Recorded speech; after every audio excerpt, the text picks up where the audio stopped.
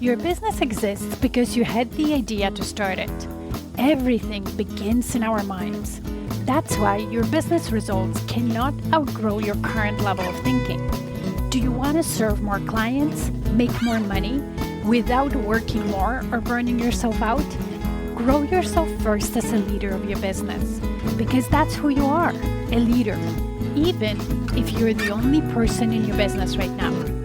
When you lead yourself first, the business results will always follow. My name is Maggie. I'm an international business and leadership coach, an expert in business mindset, strategy, and high performance. I created the Diamond Effect podcast to help you elevate your thinking, expand your perspective, and through it, grow your business without overwhelm. So let's get started.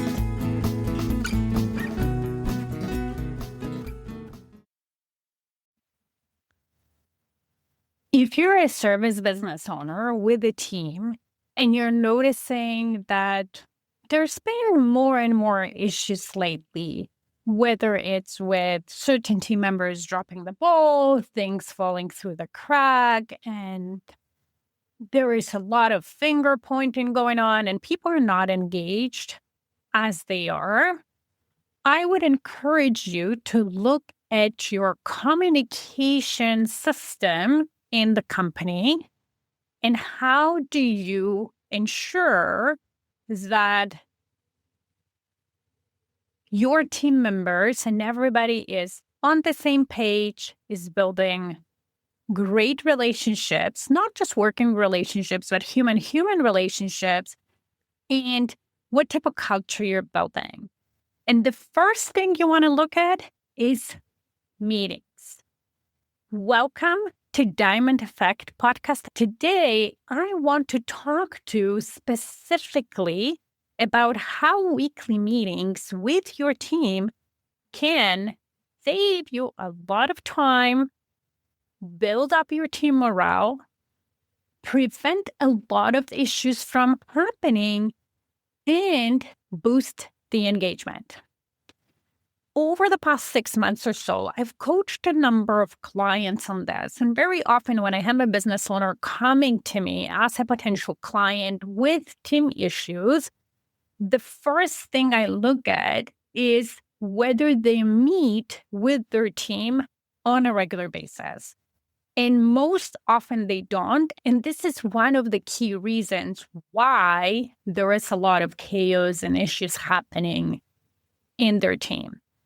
It's easy to coordinate work when you're the only one, or maybe you have one or two people working with you where occasional phone call, chat through Slack, Teams, or however you chat is enough.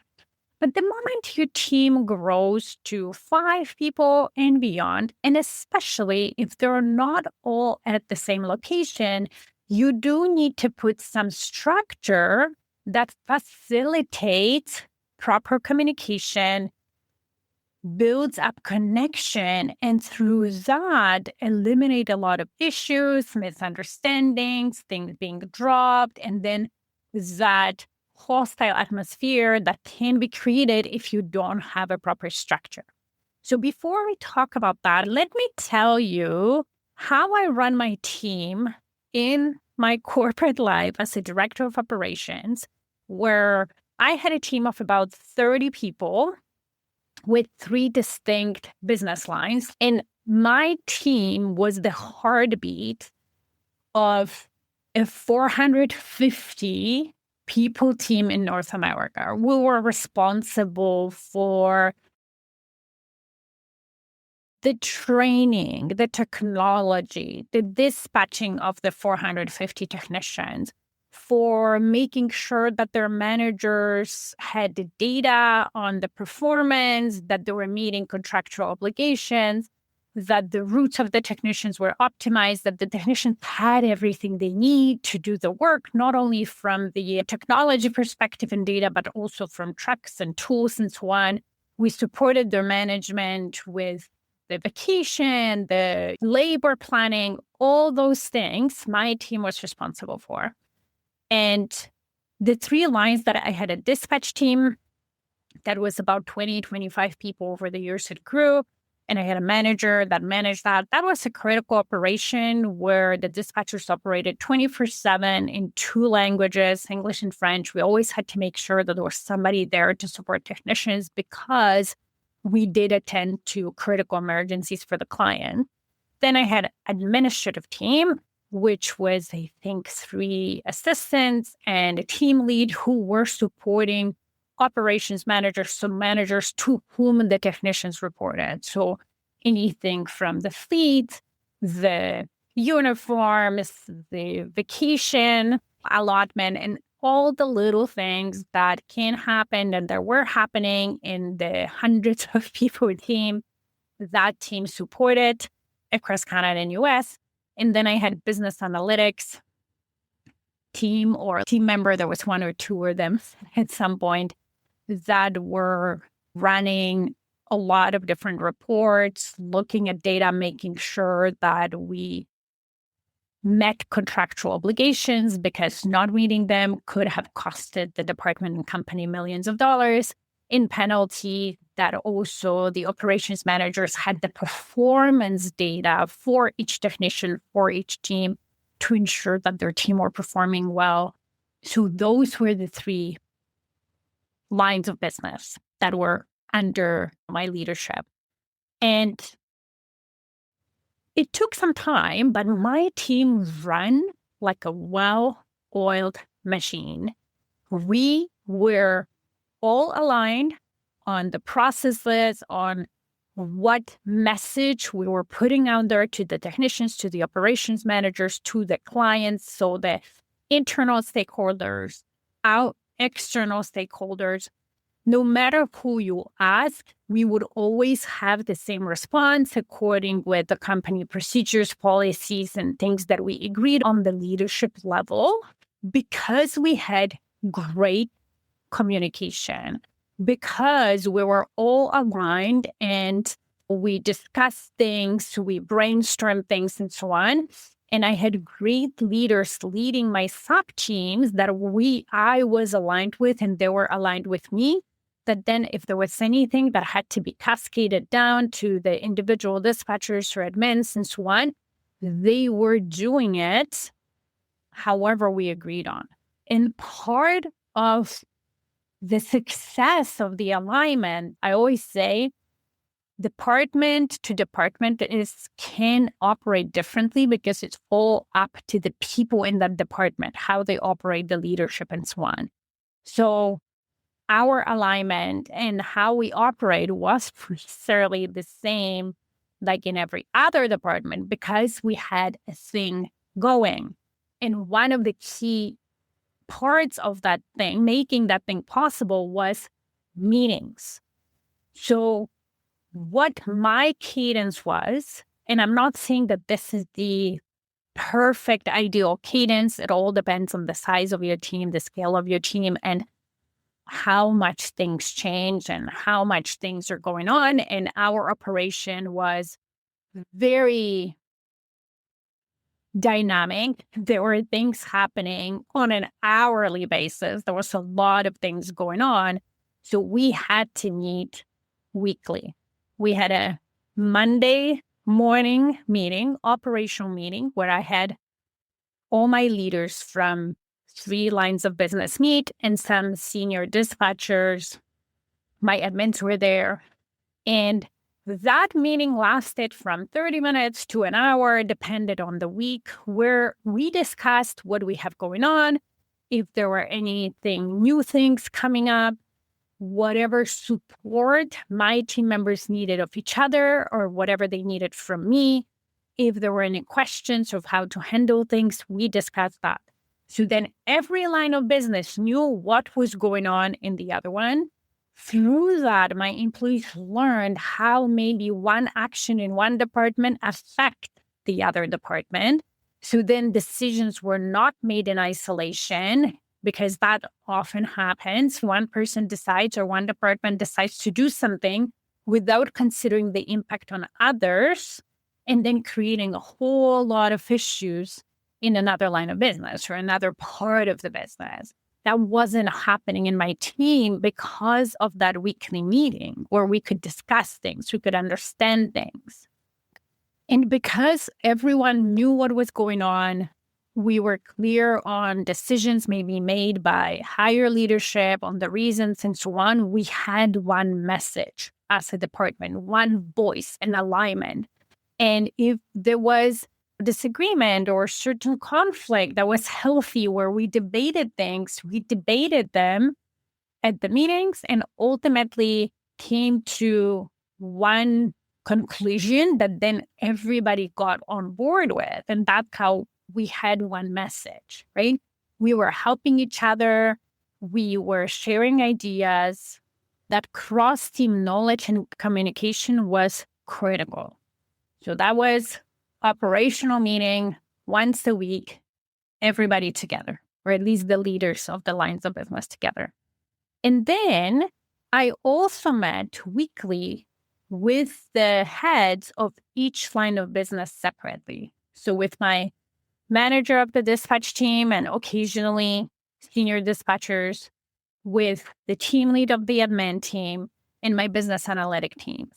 And that was sometimes a weekly meeting from 15 minutes to 60 minutes. Sometimes we skipped the meeting if there wasn't anything going on, especially like with my business analytics team. It wasn't operations. The things were calmer there. We didn't necessarily need to meet every week. But with the dispatch team or even admin team, there's so much going on that usually we had those meetings. But depending on the week, we would change and vary the timing. What it allowed me to do is go deeper into each line of business, talk through processes, staffing, whether there were issues with individual staffing members or whether there were good things and opportunities to grow individual team members or support my managers, helping them be better managers, and also develop personal relationships with my direct reports. I cannot stress enough that business is not just transactional. When you have team members, when you have a team, these are people who want to know that you care about them more than just employees, that you won't care about them as human beings. And the only way you can do that and convey as a leader is by knowing them as human beings. And you can't know them if you never meet with them. And even if you meet with them, but maybe you don't have enough time to ask in the beginning of the meeting, hey, how was your weekend? How was your kids' dance competition? How is your dog? Because they had issues. Is everything okay? And allowing a little bit of space to have those conversations. If you're a fast-paced, highly ambitious, high-performing entrepreneur, I know that sometimes that might seem like a waste of time, but it's not. This is a critical investment in your employees being fully engaged, feeling connected to you as their boss, as the human, and therefore also being able to go above and beyond. If you keep your relationships very transactional, you do the job because I'm paying you, and you don't have time to develop that personal relationship, but also talk about you and your passion and the vision and so on, you will never have employees who go beyond, above and beyond for you. You also won't notice until it's late if there is a challenge with an employee. I was just coaching a client this month on one of their key operational employees. And for the past few months, that employee didn't perform the way they're used to, which created a bunch of challenges in her business because they're so key to that business. That resulted in potentially loss of potential clients and then animosities in the field team that did the work and so on. And I coached the client to meet with that employee. Their meetings up to that point became very transactional. They were too short. They never had time to discuss things. And it started creating more and more tension and more conflict between them that then, of course, cascaded down onto the field team. And when I coach the client and I encourage them to extend the meetings and make sure they're more regular and also address the changes in behavior from a compassionate place, from a place like, hey, Maggie, I've noticed over the past 3 months, you're not yourself. Is everything okay? Coming from that and not just, oh, you didn't do this, there was the mistake, but more from a compassionate, caring level. It turned everything around because my client realized their key employee has been going through some personal struggles where maybe they were too ambitious or too hard on themselves that they didn't share. They were trying to do everything and take on things, and they were just overwhelmed and not able to handle. And the conversation, just that already allowed them to release the pressure, to open up, to appreciate my client's concern and care, and then start figuring out how can that employee be supported so then the mistakes don't happen, the business doesn't suffer, and at the same time, the employee still feels valued and still can contribute, okay? We're all humans. Our lives are 50-50. Even your best employee, your best performer will have time in their lives where their best performance is maybe 80 or 70% of what you were used to for some time because they're going through some personal issues, whether they're health issues or whether they're into the divorce or whether it's something else. It does not matter. But when you care about your best employees, they'll be so much more loyal to you. They will do so much more because once they overcome those challenges, they will remember that you helped them through it, that you cared. And I'm talking here from my personal experience. When I was going through a divorce with my first husband, this was the darkest, probably year and a half of my life. And there were days when I was coming to work and I wasn't performing at my 105th level that my boss was used to. I was tired from crying. Maybe I was half depressed, but I was showing up and I was doing my best. And my boss at the time knew what was going on. I knew that she was there for me, that if I needed to talk to her, to cry my eyes out and feel better so I can do the work, she was there.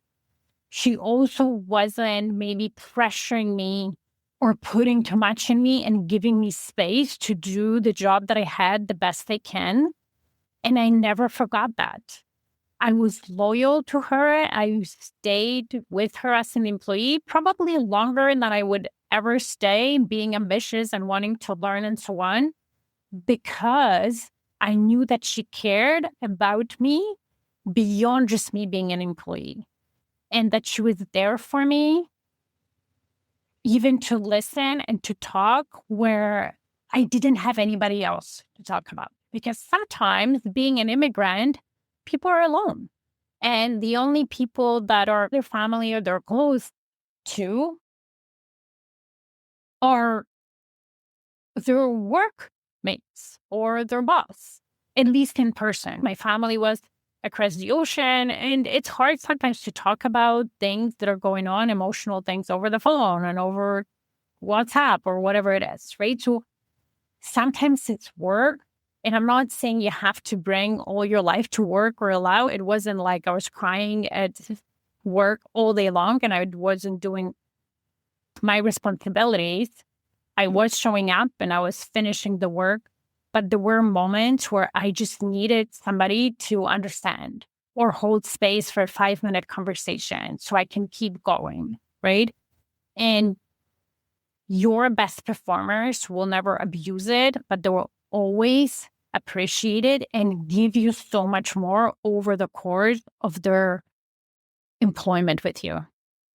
So If you're not meeting with your team on a regular basis, ideally weekly operational meeting, right? It doesn't have to be a strategy meeting every week. That you can do once a month, once a quarter, whatever works for you. But weekly operational meeting, you want to start. Whether it's 30 minutes, 60 minutes, or even 15 minutes, it's up to you. It depends on how big is your team, how complex is your business, how much changes throughout the week or a day. You want to decide, but give yourself enough time where you can start the meeting with a little small talk. I don't know, talk about the weekend, what happened. So you get a little bit personal. You get to know your people beyond their work. You are able to go through the operational stuff that will be happening that week to battle ideas or solve certain little issues or remove the roadblocks that your team thinks that they might have, preventing them or making it harder for them to do their best work. Offer them, and you have extra time to maybe talk about something unexpected that came up or a new project that your guys working on or whatever it is. The time can always be changed. If you don't have topics to talk for an hour, don't stay there for an hour, pretending like you have to. Cut the meeting short in 30 minutes. But if you have things to talk through, take the time, talk through those things. That will allow your team to stay aligned, speak with one voice in a sense that they represent your business in the way you want to be represented in front of the clients, in front of other stakeholders, and also understand each other's roles, which then make them more compassionate and more understanding or more even thoughtful in how they operate, because what they do affects their colleagues. And they understand how, because they have insights into it.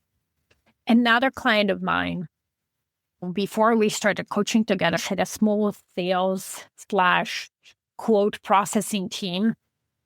And because it was just two people, she was not really meeting with them on a regular basis. It was more ad hoc, and some of them were in person, from what are the desk and so on. She didn't have an opportunity to really understand what was going on in sales. So since she started her weekly meetings, not only she knows really well what's going on in sales, and we started tracking certain KPIs, she also has opportunity to coach her team and help them through certain more complex quotes or client inquiry. It also created a better bond with the team and better understanding between the team members, because some of them are remote and some of them are in the office. So the remote team members don't feel so excluded, right? Or isolated because they're not in the day-to-day in the office. And that client actually always says, I can't believe how a weekly meeting can change the dynamic and how well the team operates together. And that's the thing. Sometimes the smallest changes, the things that you think are not necessarily needed, are the ones that create the biggest impact. And before you start thinking, Maggie, but I don't want to die in meetings, I'm not advocating here for an extreme, right? I see very often businesses go in two ways of extremes. Either they have zero meetings, and that creates the challenges that I just talked about, or they have so many meetings that majority of them are not productive, nothing comes out of them, and people just spend their lives in meetings without having actually time to do meaningful work. And I've been in that situation as a senior leader in a corporation where there were weeks where I spent my whole days in meetings and sometimes even triple booked, which created additional stress, not being able to go all of them, without my ability or having to do my work after hours. But a lot of those meetings were not constructive, were not productive. It was just a waste of time. What I'm advocating here is my happy middle philosophy, creating a cadence of meetings that helps you run your business, that when you invest an hour a week, it saves you hours a month in fixing misunderstandings, going back and forth in emails and phone calls, dealing with issues that could have been avoided. It saves you hours of work of having to coach your team members because they're disgruntled or they make mistakes, or looking for new people because your best people get disengaged and they leave. So if you're not meeting with your team at all, or your meetings are very ad hoc, there's no structure to it, change it. Implement right this week or next week, one weekly meeting that's more operational, that discusses things that are going on, but also give you that opportunity to have a bit of a personal touch in the beginning. Do it for 3 months and see the difference. It will be hugely impactful, I promise you. And then you can always adjust the length and the frequency as you go and realize what's working, what's not. Now, if you want to create actually a proper communication system in your business that increases your team performance, their alignment, decreases mistakes and issues, increases the team member satisfaction, and overall atmosphere and culture in your work, let's coach. I can help you set that up tailored to your business and your needs. Book a free consultation with me through the link in the show notes. Have a fantastic week. Bye.